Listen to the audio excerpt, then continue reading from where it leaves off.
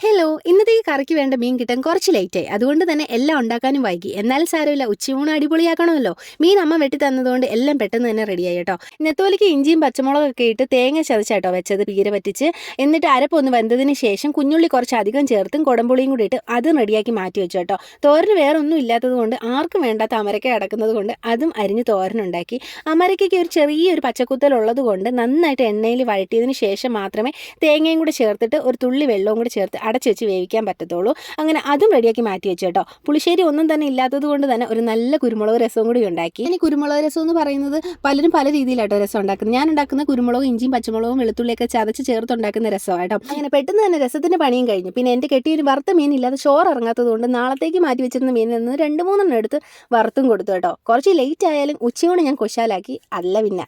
അപ്പോൾ നിങ്ങളുടെ വീട്ടിലെ ഉച്ചയൂണ് എന്തായിരുന്നു ഒന്നും കമൻറ്റ് ചെയ്യാൻ മറക്കല്ലേ. അപ്പോൾ വീഡിയോ ഇത്രയേ ഉള്ളൂ. Tata, bye bye.